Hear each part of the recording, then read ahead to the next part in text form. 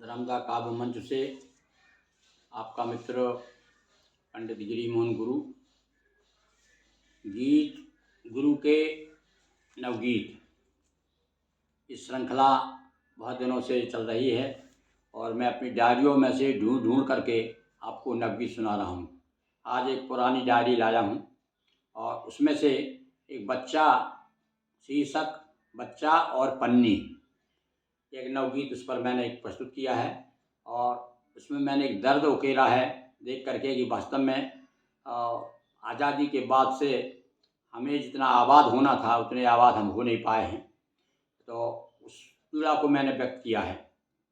और हाँ, अलग हाथ में बता दूं, एक हमारे कविता प्रेमी ने कहीं हमारा अभी ताज़ा जबलपुर से एक गीत पराग मासिक पत्रिका का मेरा विशेषांक निकला है नवगीतों पर।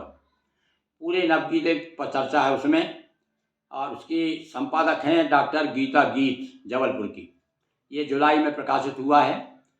तो उन्होंने जिज्ञासा की कि इस प्रकार से गुरुजी आपके और भी कोई संकलन निकले हैं, विशेषांक निकले हैं या जहाँ जहाँ विशेष चर्चा हुई है, तो थोड़ी मैंने उसके बारे में आपको थोड़ा सा बता दूं कि केवल गीत पराग ही नहीं, अभी अभी नर्मदा जयंती पर यानी फरवरी 23 में भोपाल के बड़े सुचर्चित साहित्यकार हैं महेश सोनी, वो एक पत्रिका निकालते हैं साहित्य रंजन।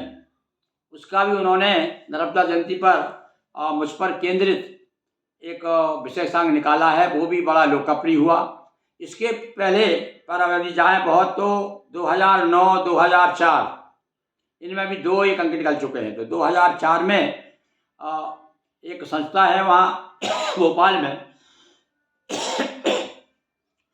जो एक पत्रिका निकालती है तमाशबीन, इसके संपादक हैं जनाब खालिद हफीज। उस समय मेरा कलमकार परिषद से बड़ा आना जाना था और उसके परामर्शक हैं इस संस्था के तमाशबीन के डॉक्टर अली अब्बास उम्मीद, जो कि कलमकार परिषद के अध्यक्ष हैं, और उनके माध्यम से मेरा एक विशेषांक निकला तमाशबीन गिरी मोहन गुरु पर केंद्रित।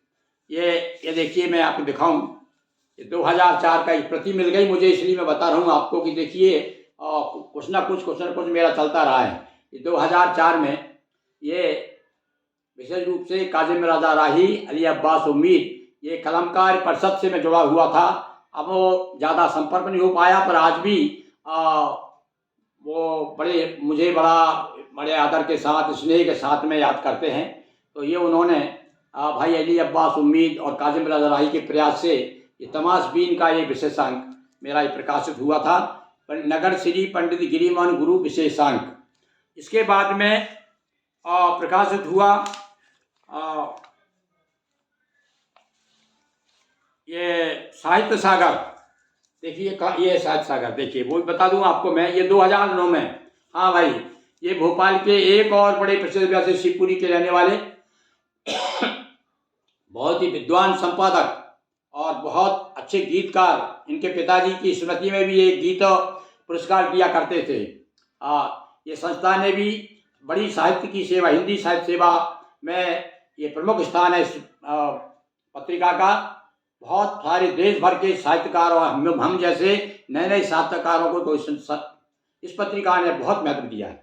ये है साहित्य सागर। इस समय इनके भवेश दिलशाद इनके पुत्र हैं, वो भी बहुत अच्छे विद्वान संपादक हैं और अच्छे गज़लकार, माने हुए गज़लकार हैं। इस समय वर्तमान में संपर्क कभी कभी मेरा उनसे हो जाता है। तो ये देखिए, ये उस समय 2009 में ये विशेषांक निकला था। इसके बाद में अभी वो भी देख लीजिए आप, 2023 ये देखिए आप, सहयोग ऐसा रहा कि उस समय हमारे साहित्य अकादमी के जो अध्यक्ष हैं श्री दवे जी, उनसे उनका सानिध्य मुझे प्राप्त हुआ और उनने मेरी एक कृति का विमोचन भी किया है। वो देखिए, फोटो देख रहे हैं आप, और इसमें पूरा मेरे साहित्य पर श्री महेश सोनी ने बहुत सुंदर ढंग से संयोजन किया, संपादन किया है। तो एक तो ये हो गया। तो मैं समझ रहा हूँ कि वो सज्जन संतुष्ट हो गए होंगे। और मैंने वो गीता गीत का उस समय ला नहीं पाया, उधर रखी कहीं। गीता गीत जी की पत्रिका है गीत पराग, वो भी गीतों को समर्पित और बहुत अच्छी सुचर्चित पत्रिका है जबलपुर की। और इसके साथ साथ में छोटपुट जो है विशेषांक, जैसे कि हमारे नगर से ही नर्मदापुरम से श्री कृष्ण स्वरूप शर्मा एक पत्रिका निकाला करते थे। वो एक कहना चाहिए कि हमारे मित्रों की पत्रिका थी वो, आजकल बंद है, मेकल सूता। उसमें भी कुछ पृष्ठों में मेरा परिचय, 8-10 पृष्ठों में परिचय दिया है। तो इस प्रकार से छुटपुट। और यदि पत्रिका की मैं बात करूं तो सन 1965 से निरंतर, अब आप लगाइए हिसाब, मैं तो भाई थक गया हूँ लिख लिख करके, 2-4 डायरी भरी पड़ी है। पूरे देश भर की पत्रिकाओं में मेरी कविताएं प्रकाशित हुई और अभी भी निरंतर छप रही है। अभी अभी आपके भोपाल के गीत गागर के संपादक हैं, अक्षरा के संपादक हैं, आपके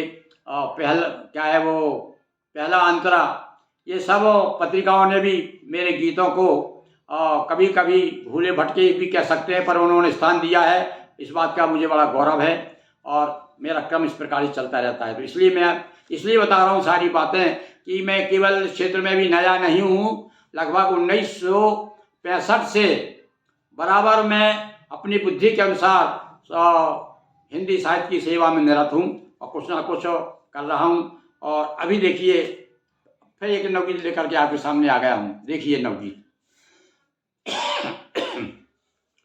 बच्चा ढूंढ रहा है माँ को, माँ का और कहीं है ध्यान।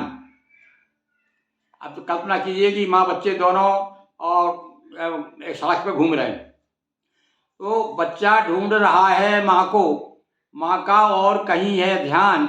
शायद वह भी ढूंढ रही रोटी कपड़ा और मकान।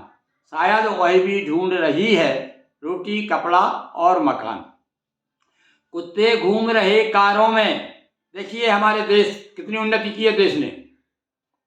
कुत्ते घूम रहे कारों में और सड़कों पर आदम औलाद। कुत्ते घूम रहे कारों में, सड़कों पर आदम औलाद। और यह भारत की नई फसल खुद ढूंढ रही है जल भोजन खाद। यह भारत की नई फसल खुद ढूंढ रही है भोजन खाद। और बिना खिले ही मुरझाए मुरझा कर देते रहना गंध। अब क्या नियति हो गई है इनकी, हमारी नई फसल की, भारत की। देखिए कि बिना खिले ही मुरझाना और मुरझा कर देते रहना गंध। और इनके लिए छंद जीवन का पूर्ण रूप से है छल छंद।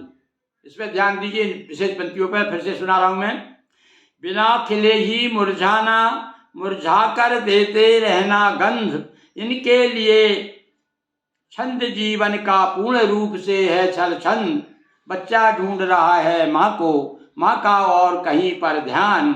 शायद वह भी ढूंढ रही है रोटी कपड़ा और मकान। को फटे वस्त्र अधनंग बदन, घूरे पर ही उगता दिनमान। देखिए क्या स्थिति है इनकी, पन्नी बीनने वालों की। उसको एक मैंने थोड़ा चित्र खींचा है आप तक ले जाने का। देखिए कि फटे वस्त्र अधनंग वदन, घूरे पर ही उगता दिनमान। और पन्नी बीन रहा बचपन, फिर भी है भारत देश महान। फिर भी भारत देश महान, फिर भी भारत देश महान। बहुत बहुत धन्यवाद।